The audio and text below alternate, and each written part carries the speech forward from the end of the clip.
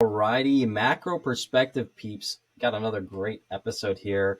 We've got a great guest on today. But before we get into it, please hit that like, comment, subscribe, and even share to someone this episode. I think you will want to share this episode because the things we're going to get into today are very peculiar to health, especially in the fitness space. And today, I'd like to introduce you guys to an amazing person. He is founder CEO of Nordstick.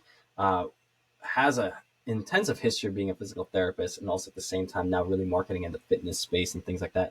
Today we have Garrett Drumheller on, and how we got connected was the fact that I think our hamstrings needed a little bit more training in the home or maybe in a better way, and he found a way to introduce that into the market. So I'm really excited to speak to him about the Nordstick and the business. But Garrett, would you mind just kind of introducing yourself, where you've been, where you're at, and what you're excited with your business today? Yeah, so I never planned on selling fitness equipment when I was in my 20s, kind of mapping out my life.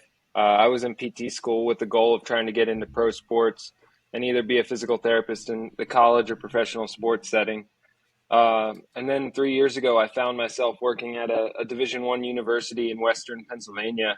We were low budget. Our entire athletic budget for the whole season was equivalent to like some of the schools we were playing's single game budgets. So we had to be pretty frugal with what we were doing. And we working with the football team, we had a high incidence of hamstring injuries with the wide receivers and other players. And they were always asking like how they could prevent this so that they didn't have to miss time on the field. As a physical therapist, the most frustrating thing or hardest thing to watch is seeing an athlete watch their career go by while they sit on the sidelines hurt.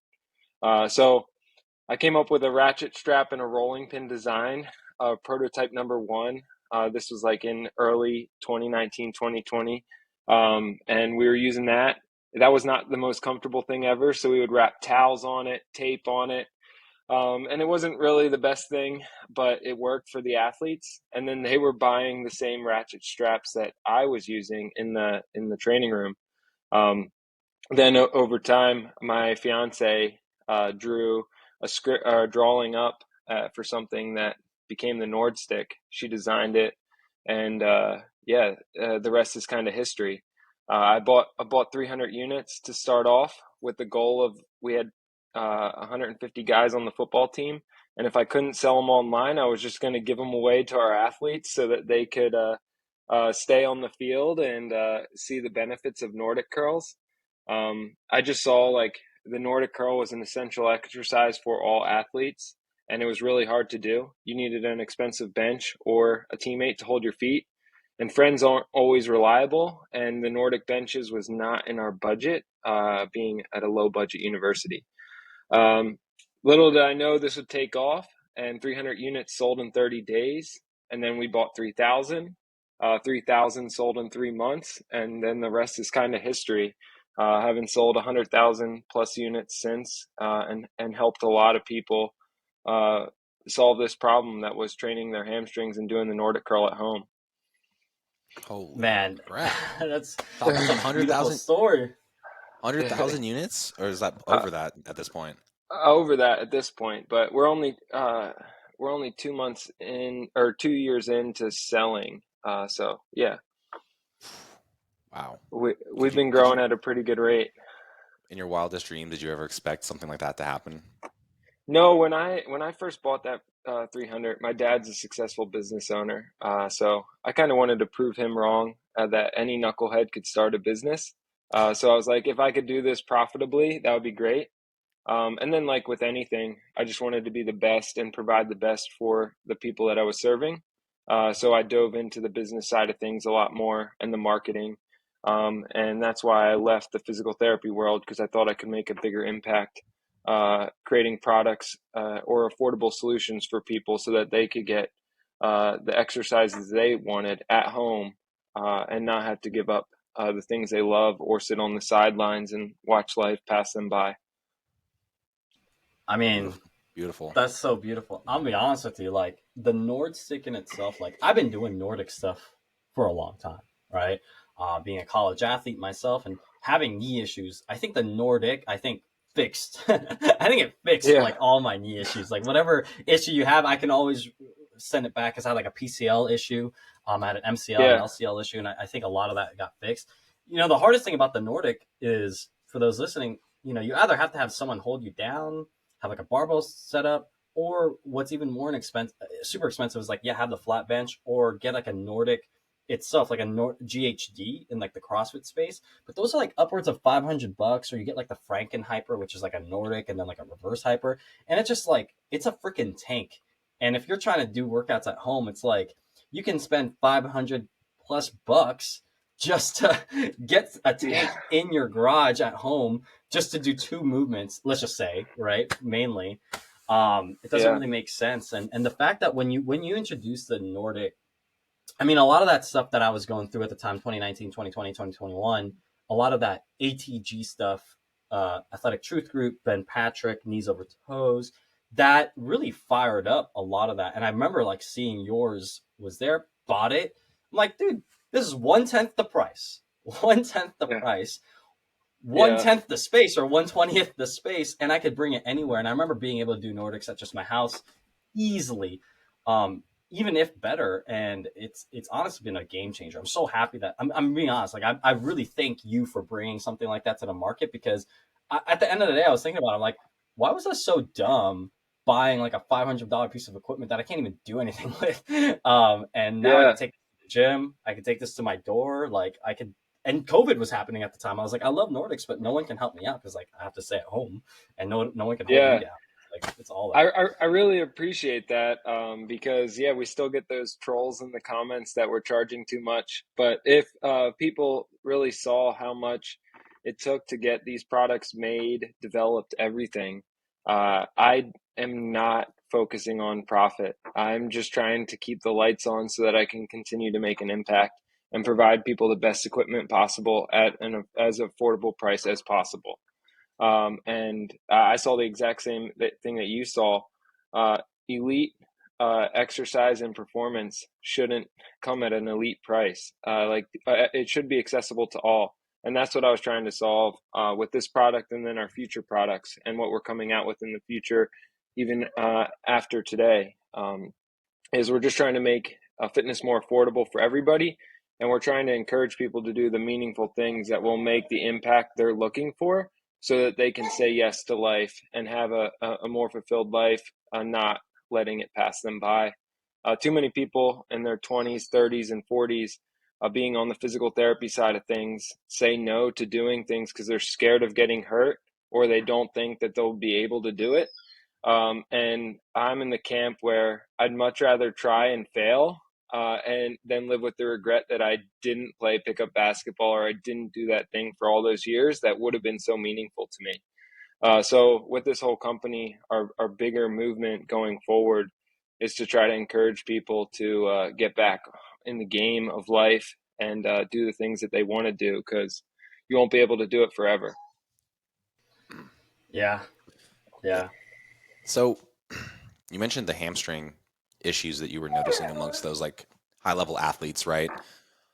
Um, was there like a level of regression to like how you would like kind of triage that like rehabilitation? Or, I mean, obviously there's not like a band or a support to help with like a Nordic, which on its own is very freaking difficult. Yeah. How did you apply it like early on with those like rehab people?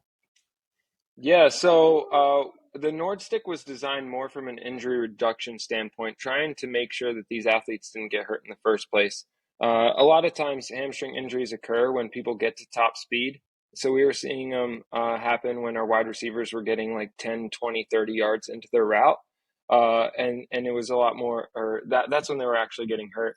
So we would first, if somebody had an injury, grade that injury, work with the team doctor to determine the next best steps. But yeah, it would start off very basic. I think the biggest problem with Nordic curls right now is that everybody sees that like viral Tyreek Hill video of him doing like 15 reps, and they want to be him yesterday. And instead of going to where, or scaling to where they are today, regressing back isn't as cool. But regressing will get them to where they want to be faster than going at it full steam ahead. So yeah, we would just meet them where they're at and then go from there. I 100% agree with the regression. I remember going through like the model of the 2 year ATG kind of thing. And it's like, I remember looking at my Nordics, and it took me a year and a half to get to 3 reps with a weight going down, letting go, then coming up, right? And Wow. I haven't done Nordics. I haven't done Nordics in like 8 months, and I'm doing them again. And I had to go all the way back to like 2 bands around my chest, and it's like you Yeah. cannot go right into the Nordic the way you were if you just jump right into it. It's such a, I mean, you're the physical therapist. Like, it's such an intense movement on the back of the knee that, like, a lot of people don't get that. And I think, you know, I, like you said, people need to understand the process here, the nuances. Because I've seen so many people on Instagram where they're trying all these cool things. Because, you know, people like the Tyrese guy, like, you know, Tyreek doing all that stuff, Ben Patrick doing this, all these guys doing all the cool movements that if they forget, you can get hurt. And I've seen people blow on Instagram. I don't know if you saw the guy that was doing the Spanish squat, but with the weight, and he just fully tears Yeah. his ACL. And you see the tear, and you see the tib Yeah. shift. You see a lot of people doing it, and they're like, "Well, I thought this kind of training was good." It's like, it's good if you can get there.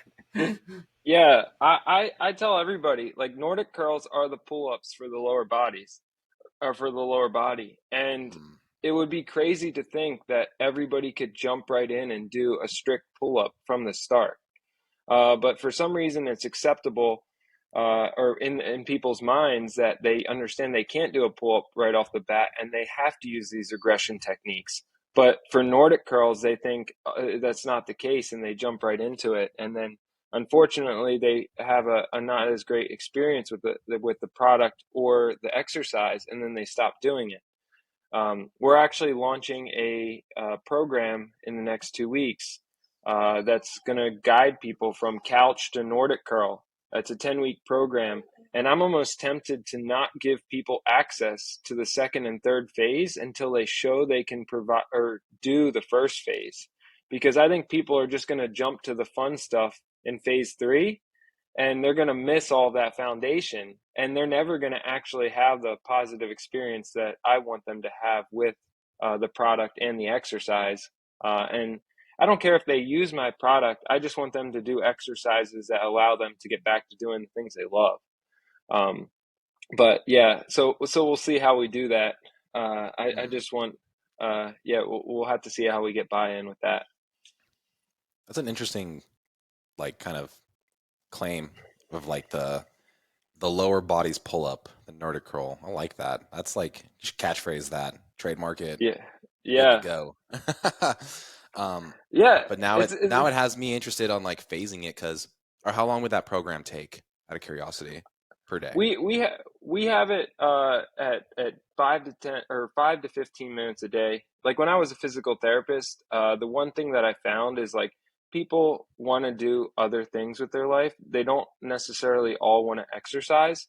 When people do Nordic curls or use my products, the feedback we get from people a lot is they're so grateful that they can do exercise at home and then go chase the thing that they love. They spend 15 to 20 minutes with the Nordstick, and then they go play pickup basketball, or they go do BJJ. They do all of those things that they're more passionate about, and it's not necessarily going to the gym. There's too often that people have to make that choice, whether they drive 20 minutes to the gym, work out for an hour, come back home. There's 2 hours of your day gone, and you probably don't want to spend another 2 hours playing like pickup basketball or volleyball with your friends. So now with the Nordstick, you can do both in the same amount of time, and do the thing that's more fulfilling to you, which is probably playing sport with people you love.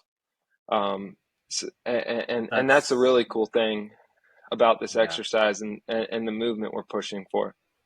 I just want to interject. Like, I love that because of the fact that, you know, like, people can be gym people, they can be fitness people, but really at the end of the day, people want to be people. They want to do the things that they want to do with the people that they love, right?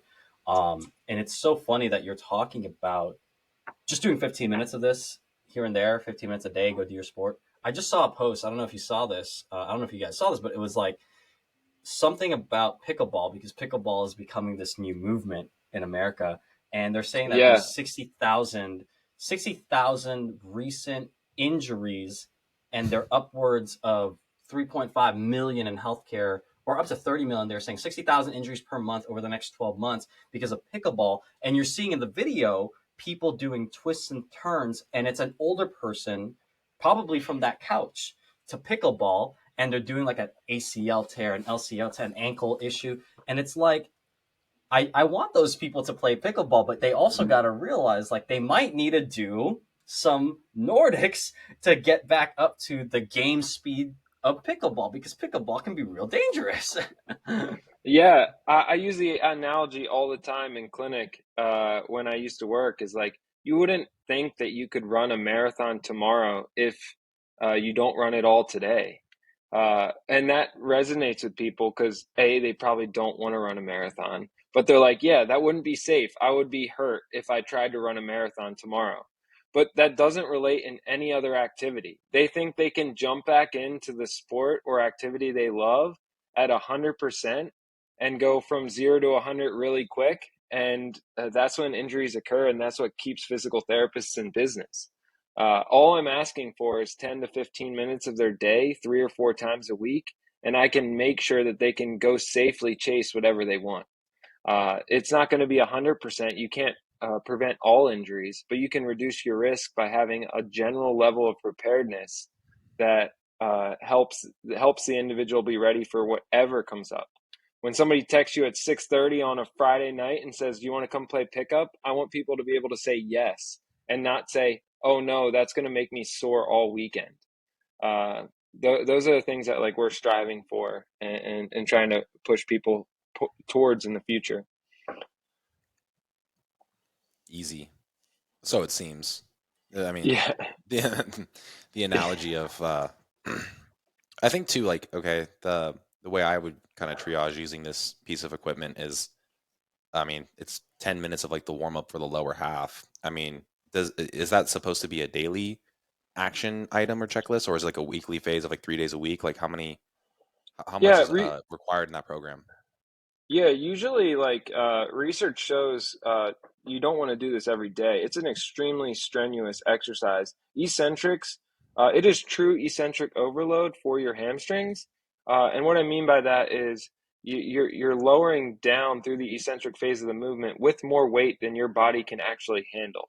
If you can't do a concentric rep, then that eccentric phase is true eccentric overload. Most of the time when we go to the gym, people do eccentrics. They just consider that as going slowly through the downward phase, but they do weight that they can safely push up. The Nordic is taking your muscles to a place where it's more than they can handle, and you're just asking them to be as strong as possible for as long as possible. So that's going to put an incredible amount of stress on those muscles, and it's not something that you can repeat day after day after day. You will get hurt. So our program uh, focuses on how much volume they're doing and gradually increasing that volume so that they start at a place where they're never increasing by more than 10, 15, 20% in a given week, and that they can grow as their abilities grow. And that's, I think, the big thing with the Nordic curl, and it's different than all other exercises. Like if you did bicep curls every day, you would be sore, but you're doing weight that you can actually move. You're not doing true eccentric overload, which takes it to a whole nother level. And that's why the Nordic curl is so effective. Okay. Well, that was a great explanation of overloading principle too. I think a lot of people might get confused on like that eccentric overload per se, and I didn't think of it that way. Like it's technically you can't come up, therefore it is by definition that. And even if you're scaling the quote eccentric and you still don't have the ability, it's still overloading too. And gives me a new appreciation for kind of trying to get this movement back because it's been a hot minute. Yeah, if you go to any gym and you hop on like a hamstring curl machine, very few people can actually curl their body weight. And a Nordic curl isn't your ability to hamstring curl your body weight. It's probably about 70% of your body weight. But still, it's really hard to hamstring curl 70% of your body weight. I think I wish everybody had access to a hamstring curl machine before they did Nordic curls, so they could see how far off they were from actually being able to do the exercise. But yeah, when you do a Nordic curl, you're basically taking your body weight and putting it on that machine and saying slowly lower down. If you did that with somebody, they would understand really quickly why it's such a hard movement, but they don't realize that their body weight is a very heavy load that they're going to be slowly lowering down to the ground. Yeah, the insane thing too about it is it's the physics, the curve mechanics, right? The gravity mechanics on that too. It's at angles.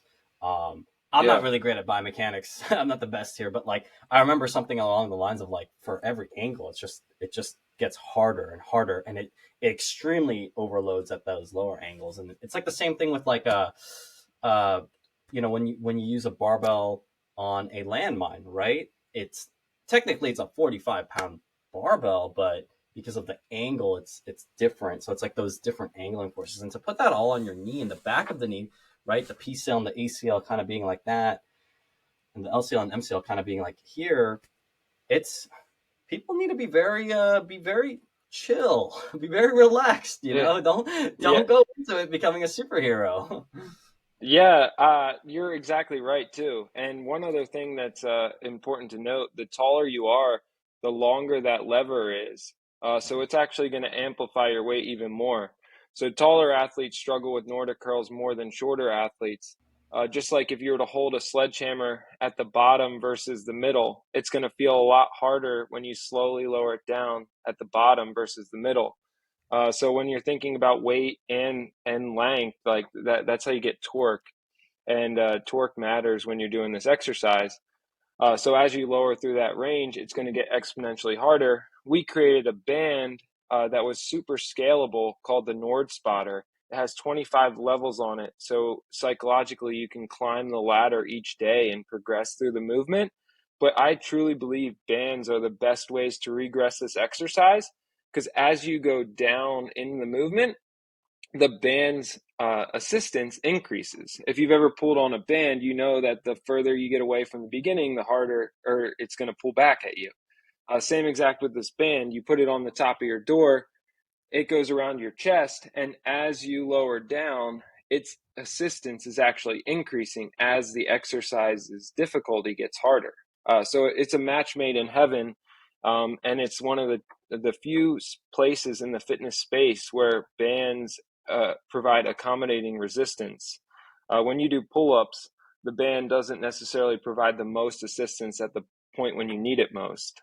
But yeah, for Nordic curls, it's perfect. And that's why I encourage everybody to buy the Nordspotter with the Nordstick, because it's going to give you such better experience with the product, and it's going to get you to your goals so much faster, because you're going to be able to see incremental progress, which I used a force gauge because I'm a data geek. But I did a force gauge, and I found that each rung, or I made it so each line on the strap is exactly 2% more. So if you climb the full ladder, it's 50% better than when you started, or 50% less assistance. And if you're truly only lifting 60 or 70% of your body weight when you do a Nordic curl, if you can do reps all the way at level 25, you should be able to do a Nordic curl. So I guarantee you, or I can guarantee to people, that if you climb that full ladder, you will be able to do a Nordic curl at the end of it. And that's not Yeah. something we promise, but that was the whole reason behind it. And it took me like 6 months to get that right, and get the assistance right. We literally tested 10 different bands, so many different like stress strain curves, got it to the right stress stretch ratio, which I didn't even know was a thing when I was developing it. But yeah, that's a great way to scale it back for people. Yeah, the material matters. It's not just like a rogue band, right? That like Yeah. has whatever thickness, and this is the potential accommodating resistance type of a deal here. Yeah, no, everything mattered. I had over 30 different bands at my house that I was testing for this, whether they were stretching at 3 times their length, 4 times, different poundages, I tried it with different athletes to make sure it would work for most. And the thing we came up with was really special. And then I used the force gauge, and it was exactly like 2% at each line. And I was like, this is perfect. Like, we're going to get this to market, The geek in which is me really of the cool. regression, the geek in me of the regressions is like, I love that, because I love the nuance of breaking a movement down to all the way its thing. Um, Really, what you're, for the audience, like, you have to really understand it's gonna take time. Like, it's gonna take time, like a lot of time. But that's the cool thing, though. Like, when you train for life, right? You're gonna always have Nordics in your lifestyle, and honestly, having Nordics in your training at all times, whether it's regressed or not, or wherever you are in the spectrum, it's so powerful because as a foundational move, it just makes you that much more ready for life, right? And it just makes you much more ready for just the basic things. Let's just talk about like as a physical therapist, like a person that's been injured, right? They had an ACL tear or something like that, and you're getting them from from tear to physical therapy to functional to then like movement in life, daily activities of daily living. Maybe then they can go into sport again, and it's just so powerful to see those regressions and know that, hey, look, 90 days, 3 months, 6 months, 9 months from now, we will always have a plan for you. And I think that's important to know that people can always have that. It's not a, hey, get it done today kind of thing. I don't think there really should be like, it's like the bench press, right, Yeah. Marcos, where it's like, oh, I'm trying to get to 225, get my 5 reps and I'm out. It's like, no, like this is going to be something you can do for the rest of your life, especially if you're like an athletic type performance where you want to do jujitsu, like you said, or pickleball or anything like that. Like this is going to be foundational to everything that you do. And it's cool that you can have those options of regressions because people are so unique. Like you said, tall, they can be heavier, or the limb length of their calf compared to their thigh, like all these little things, right? So it's just so powerful. Yeah. And one other thing that I noticed with athletes and individuals, I think everybody's an athlete at some sport, whether your sport's carrying the groceries up 2 flights of stairs or whatever. We all are kind of an athlete in our own life. And that's just how I think about things. But when you ask somebody to figure out how strong their chest is or their upper body is, they instantly go to push-ups and pull-ups as like measures. If you can't do a push-up, everybody knows that you like are weaker than you should be for your body weight, and you go and do more push-ups. If you can't do a pull-up, it's an easy, like straightforward metric that tells you like your pulling capacity is not up to par with how your body weight is. The Nordic curl is that for your hamstrings, which is essential for somebody returning safely back to sport. If you don't have like fancy equipment that can tell you exactly how strong you are in relation to your body weight, like I had in a clinic, a Nordic curl might be the next best thing to tell somebody that they are strong enough in relation to their body weight. And that's the thing that a lot of people fail to like see when they're getting back to sport is they rush back too early because for example, like a football player might be very strong in relation to the person who's using their hand to test their strength, but that football player has to be strong with how heavy their body is because they're slowing down their body, not that person's hand.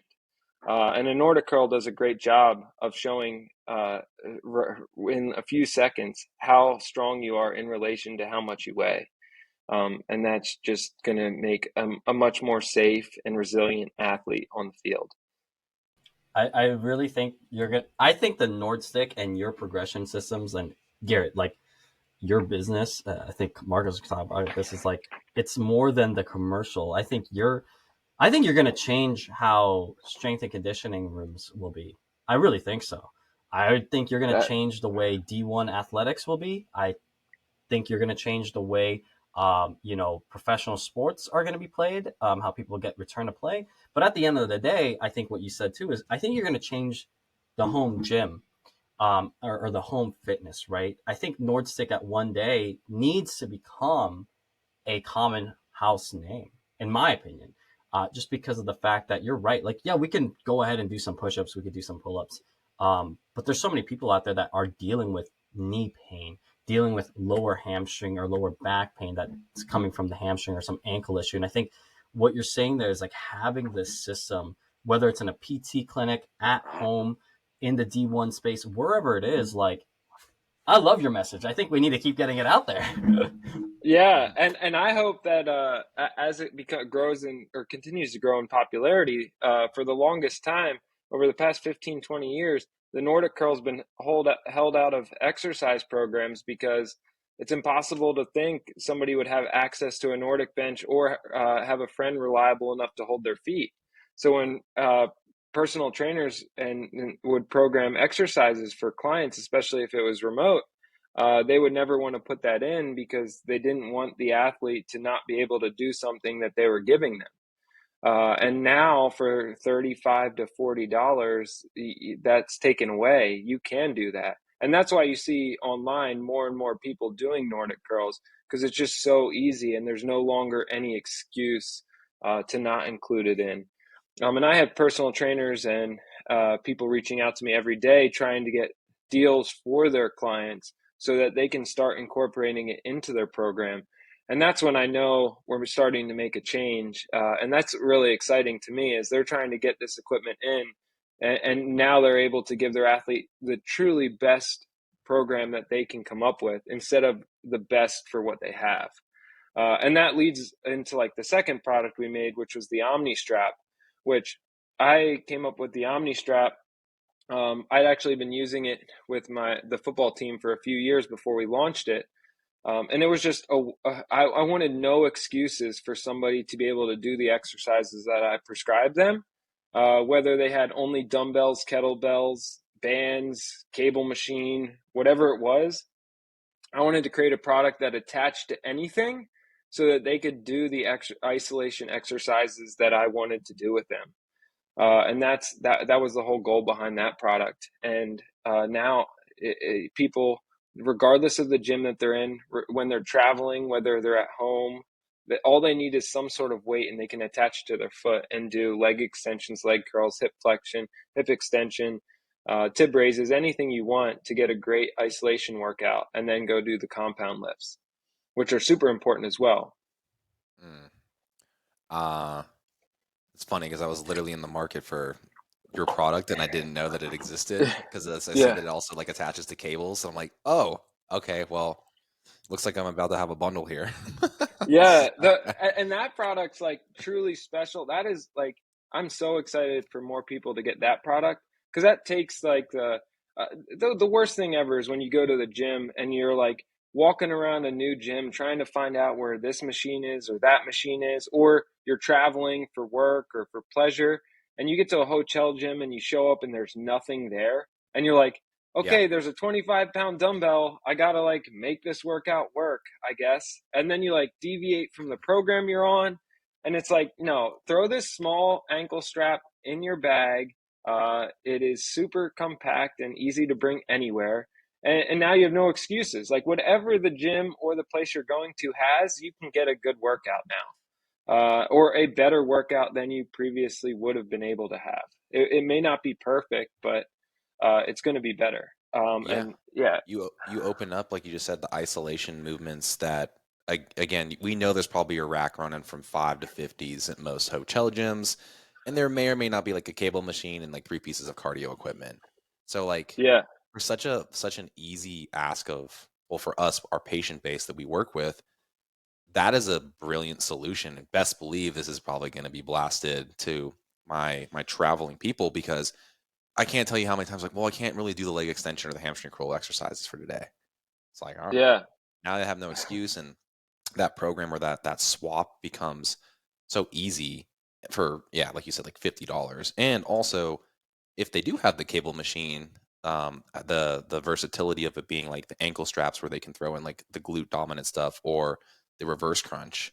And that happened to me this last my last travel trip, because I had the machine, I see the cables, and I was like, there's not even like a rope or anything for me to like make a reverse crunch happen here. And I was like, but I have a machine. I'm like, damn, like that's the only thing I need. But I mean, yeah, I would totally, it doesn't take up much space in my freaking suitcase, I'd imagine. So, yeah. And yeah. don't quote me on this, but I'm pretty sure hotel gyms only go up to 50 pounds because of liability insurance reasons. And and a lot of people can lift way more than 50 pounds. So you're always seeking a little bit more. The one unique thing physics wise, which I haven't really done a great job of expressing this to people, is when you put the OmniStrap on and strap a weight under your foot, it'll actually like attach the dumbbell underneath your shoe. That increases that lever arm. And I know I've Yep. been talking about lever arms, but I'm a physics guy.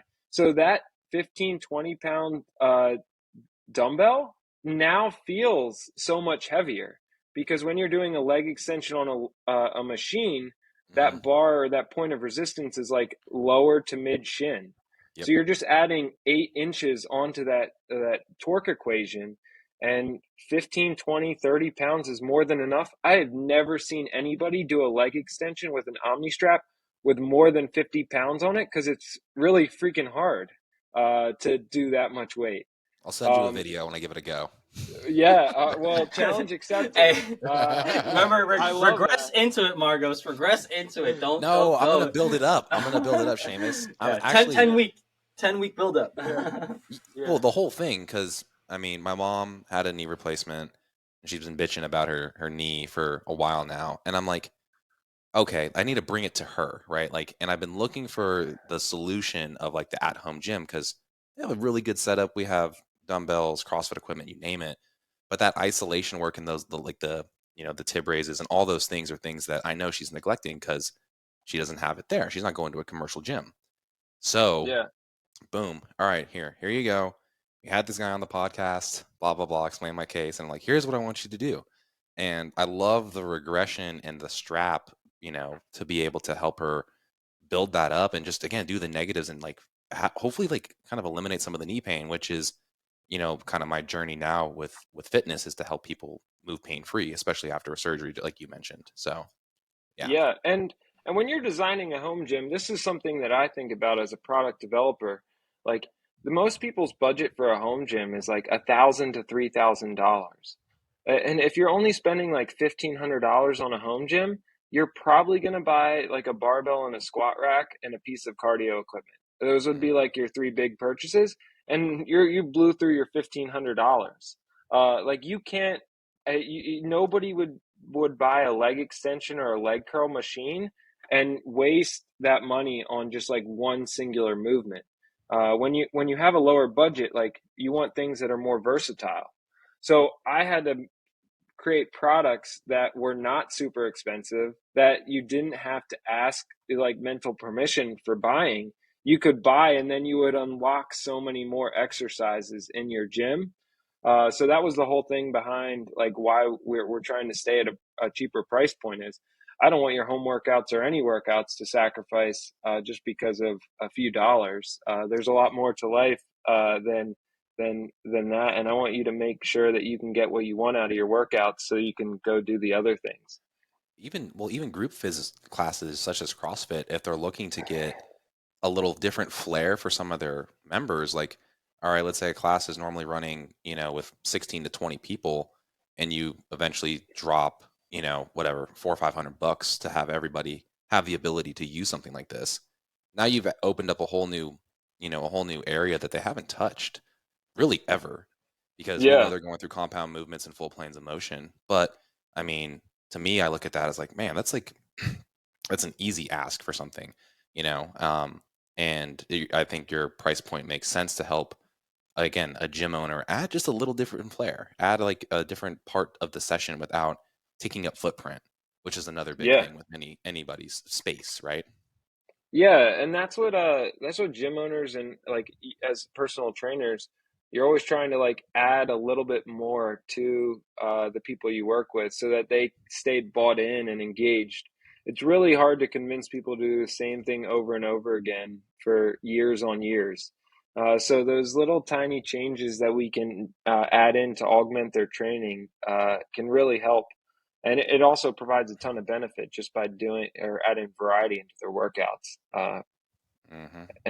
I wish But that like something like this was made when I was coaching group classes, because like you'd have group classes, right? And yeah, you the biggest thing of coaching classes is you can't necessarily do any of these isolation exercises from the foot. And I knew how important it was. I was like, dude, like that lady, she had an ankle issue. That lady, she had like a, a knee issue. But I'm asking all these people just to do goblet squats, or I have to regress them Yeah. to something else.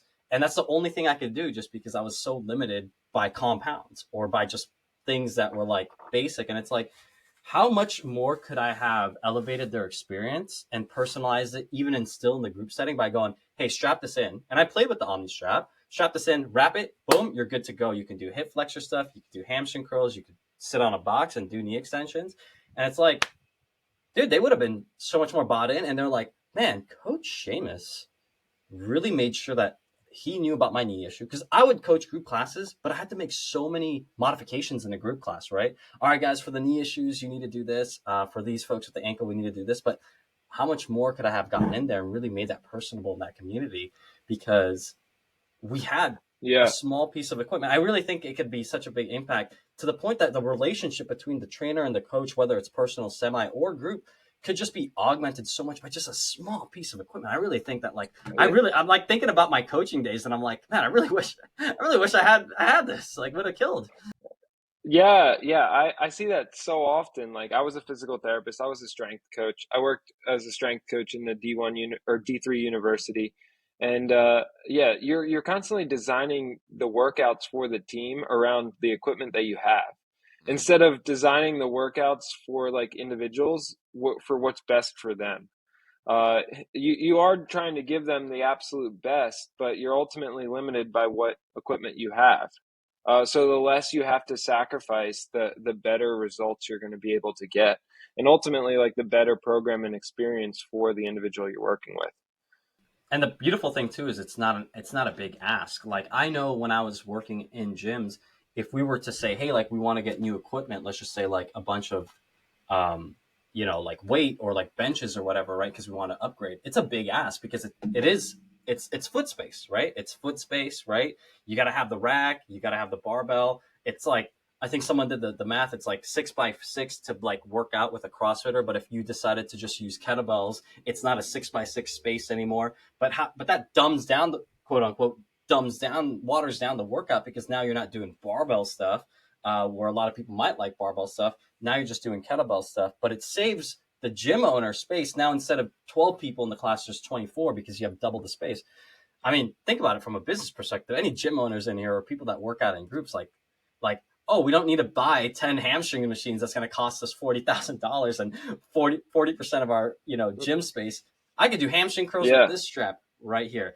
So just really think about that. It just really boggles my mind. Yeah, and one other thing that I always think about when I'm working with like clients is like prior to this, people would use bands for a lot of these exercises. But like when you're trying to get buy-in with individuals, like it's really hard to tell somebody that they're like making progress when they progress from like a green to a red to a like whatever band. Hmm. Like weight is the ultimate like measurement stick for progress in a gym setting. And so you always have to try to find a way to be able to use that because that's how people are going to buy in and go forward. When you're using those hip loops, they're great for activation stuff, but you can never like sell somebody on, oh, you were using a blue band this week and now you're using a red band. Like you're making so much progress. It just doesn't work like that. Uh, It can. You have to be a good salesman, man. You got to be a good yeah, yeah. salesman as the Well, coach there. I just didn't have that skill set, I guess. But I just never saw people's like eyes light up. Like as you know, like lifting, like that first time you put that 45-pound plate on both sides and you're benching, like there's always a special relationship to like weight and specifically pounds in the US, Hmm. and increasing that during your lifts. Like if I ask anybody who's been in the gym for more than a few weeks, like what's your biggest bench press or what's whatever, they're not going to tell me like, oh, I can do this many push-ups. It's like I hit 185 on the bench. Like they're Yeah. always anchoring to that weight.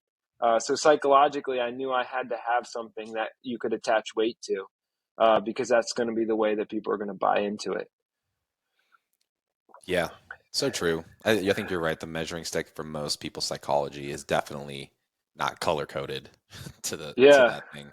Light, medium, extra light. You're just like, what does this equate to? And you're like, I don't know, somewhere between 80 and 120, and they're just like, oh, so what is it? It's like, well, the way a band works, like you were talking about the physics. Yeah. Yeah, the But more you pull on it, it's like 80, but the less you pull on it, it's like 30. Like, what does that even mean? Like, I yeah, think time under tension is key, and the bands have their place. I use them and I love them. But ultimately, like, that could be one of the things that holds back the Nordic curl is like that you either can do it or you can't. So it's mhm, really hard to like sell people on that middle ground where they're like climbing the ladder. But the Nord spotter allows them to do that.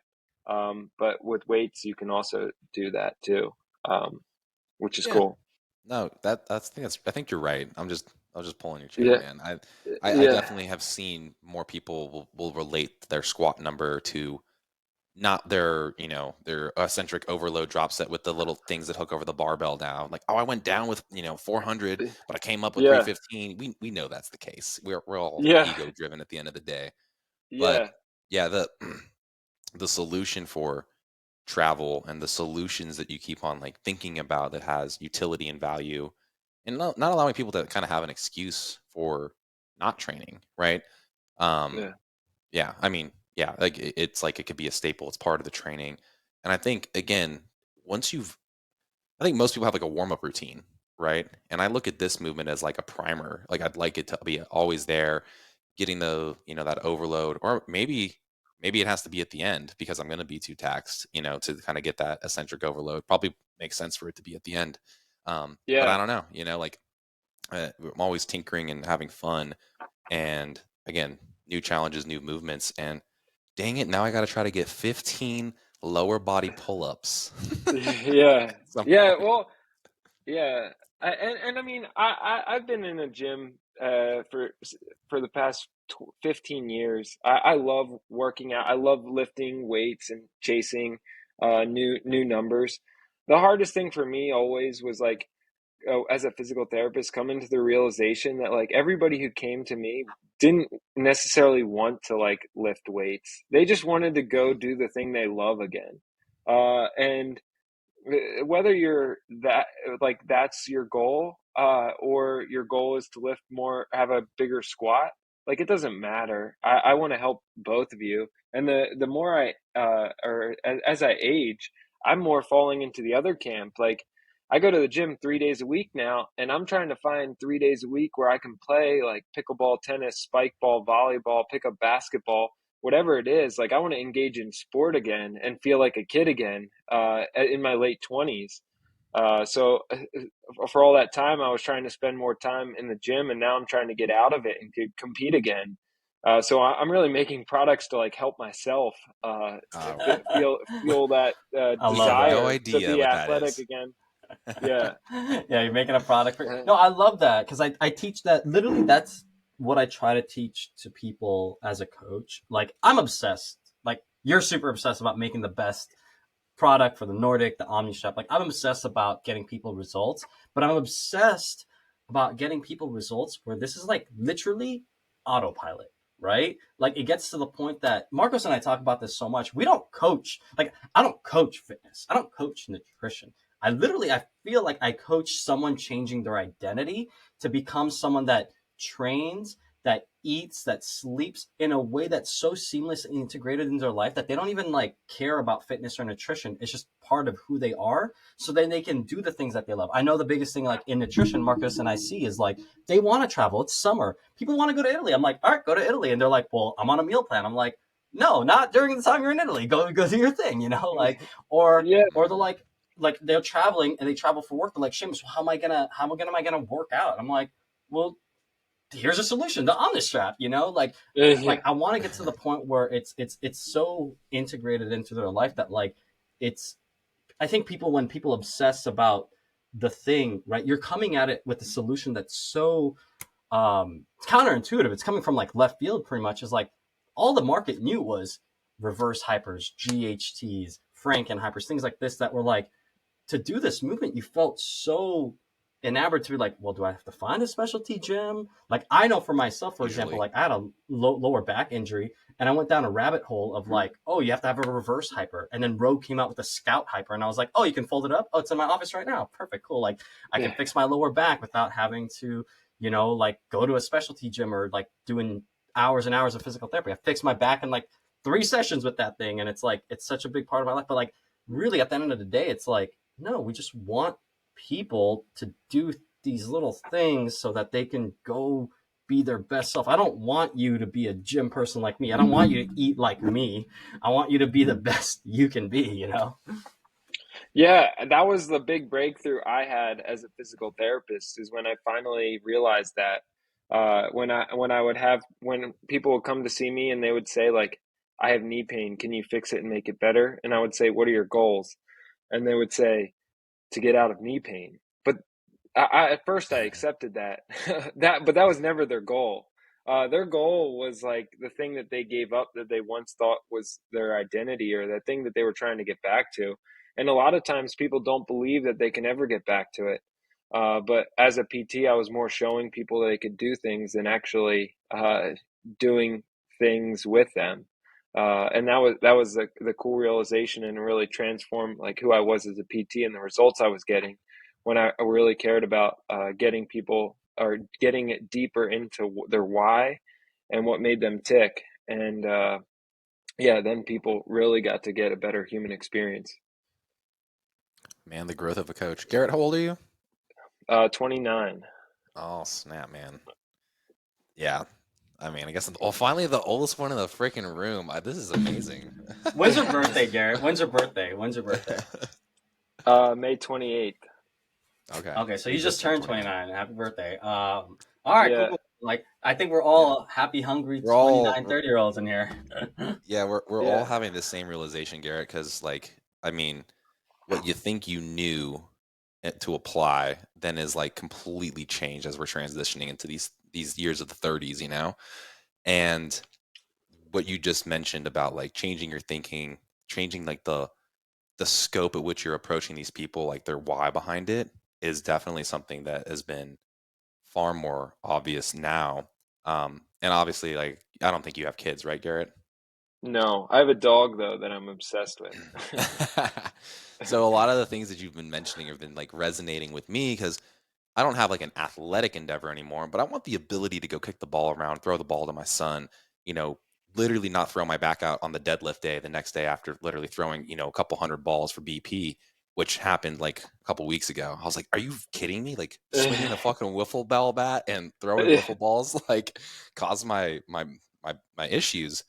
But I do have a question though. So with this development in the posterior, right, and that kind of like that eccentric overload in the hamstring, how many people are saying that they're improving like low back pain? Uh, we we do have a lot of people getting a lot of different benefits. Primarily, it's hamstring and knee related. Okay. We do have products coming out soon that are going to be related to low back and combating low back pain. But there definitely is a relationship between improving hamstring strength, especially when you're holding into that nice erect or hip extension posture, and slowly lowering down.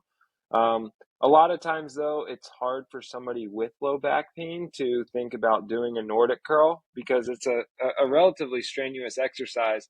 And when you have back pain, you don't want to do like anything. You're relatively ginger with your approach on movement and exercise. Um, so I don't think we've had too many direct success stories there, but we will in the future. Okay. And just by moving and doing things, you are getting benefit. But I don't like to make any claims that I definitely haven't provenly created. Okay.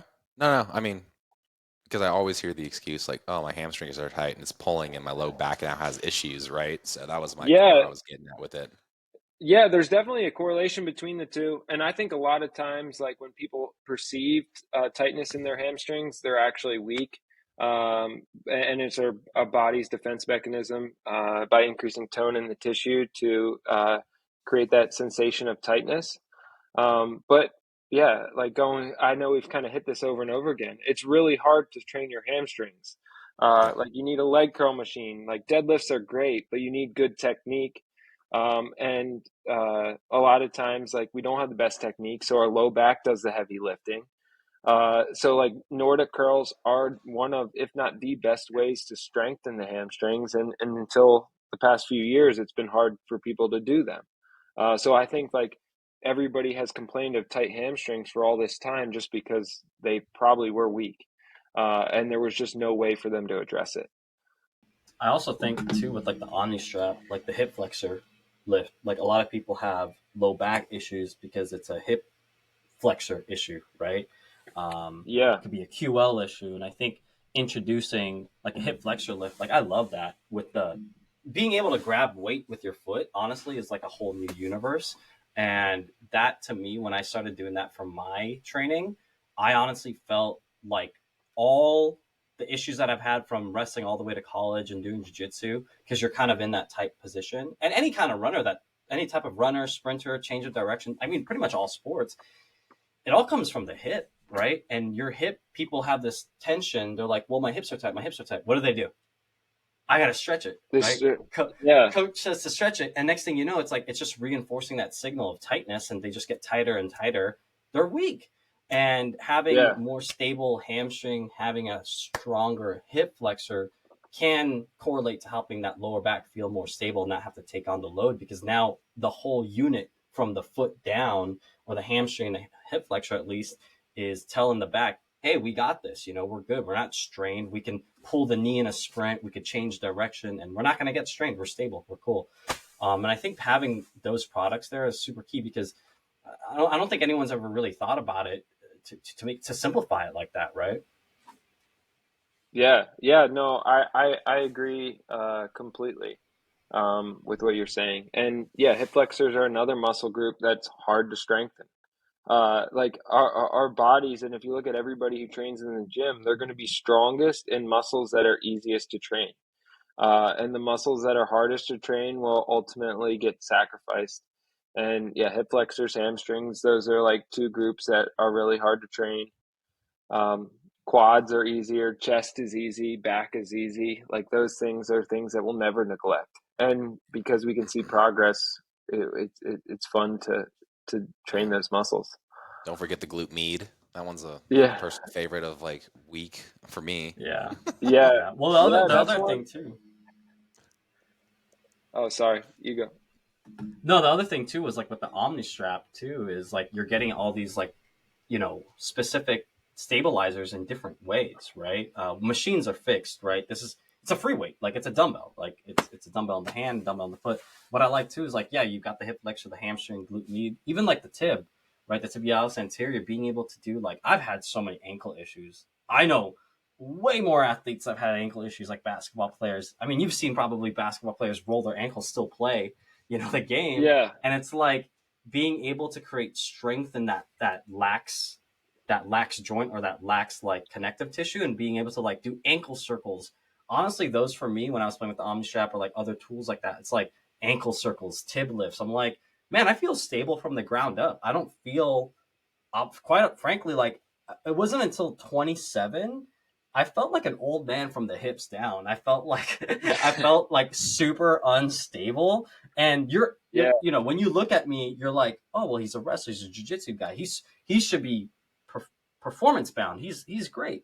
But I was cracking under the tension straight up. There was an injury always I needed to address. I needed to always go to the chiro or like physical therapist to like figure something out. And then it's like this OmniStrap, this training, or like doing some tib raises, some Nordics, like fixed everything. Like it's insane that like a strength metric fixes pain. So yeah. And that's the thing that like finally was like the nail in the coffin for me for realizing that like people wanted to do things other than train is because so many athletes and so many people were on that hamster wheel.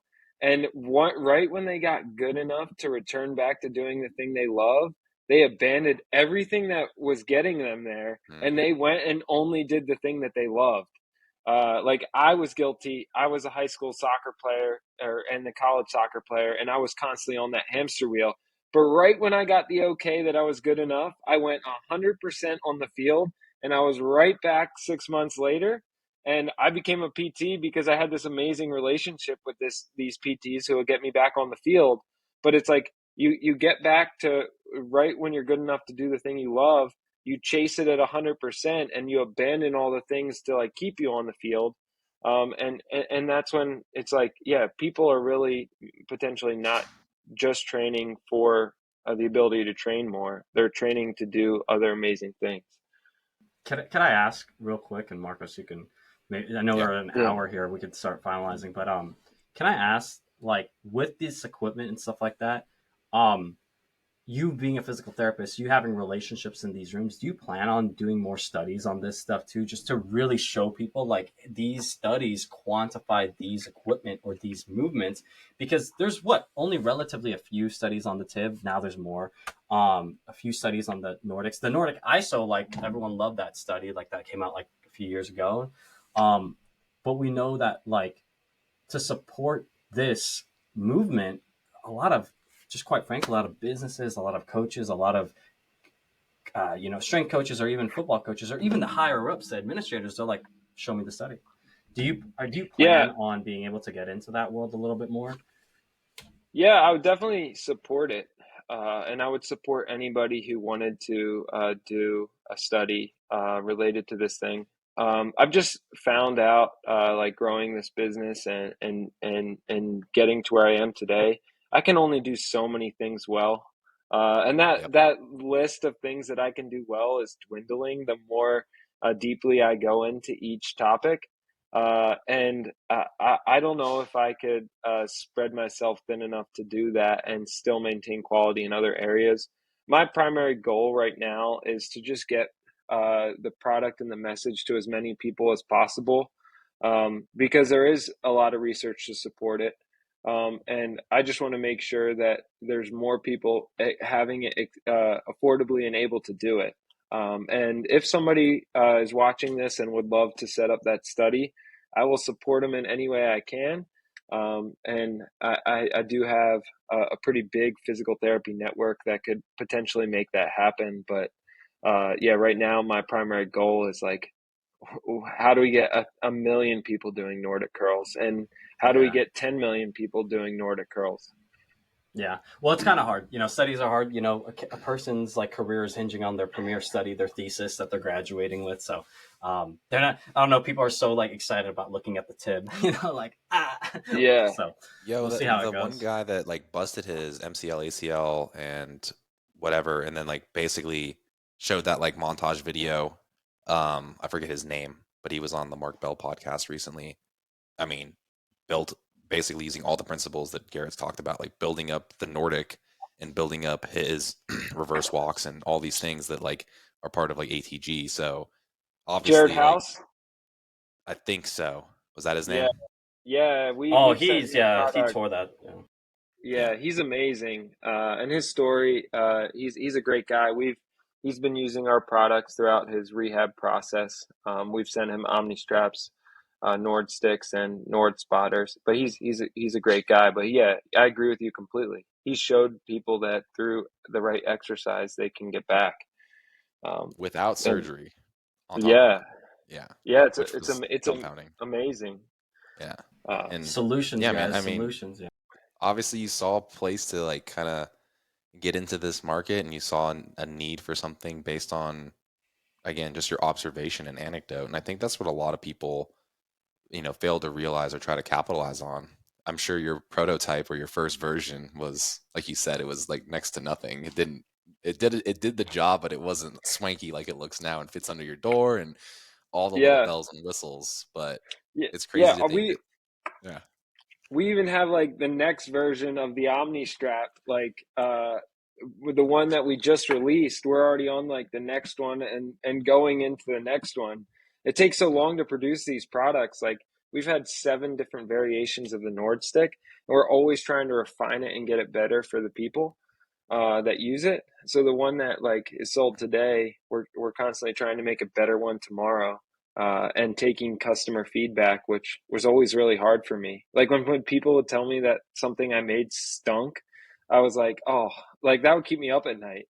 But Mm, now I like write it down and I try to solve their problem that they have so that like I can never get a 1-star review again. And that's like the mission we're after now. Yeah, what you're saying is like we're constantly chasing better for the person so that they can have a mhm. better experience. So let me ask you this: do I need the Pro for the OmniStrap, or can I get by with the lower the entry You, model? you, I'll send you one, but you definitely need the Pro. The Okay. big thing about the Pro is we just put brand new tactical buckles on it. It's so easy to clip on and off. Before the cam buckles sat a little bit lower, and when you were to use on a cable machine, Hmm. it would bang into your ankles. So we now have these buckles set a little bit higher. So if you strap it on your ankle and do cable things, or cable movements, it Yeah. will function as an ankle strap now. And these things won't bang into your ankles. They stay nice and secure. So now it's like truly like two products in one, where you have an awesome ankle strap, or you and clip in, and now you can attach a dumbbell to your foot with the actual strap. And those Uh, two so straps can support a 150-pound dumbbell. They can actually support up to 300 pounds. We had it third party tested, and it could hold up to 300 pounds before it broke, which is incredible. These are actually rock climbing buckles. So when I Ah, was designing this product, I literally went to a space where if buckles failed, people died. If your rock climbing buckles don't work, bad things happen. So I knew that they had the best buckles in the world, and the buckles cost almost as much as the whole entire product does.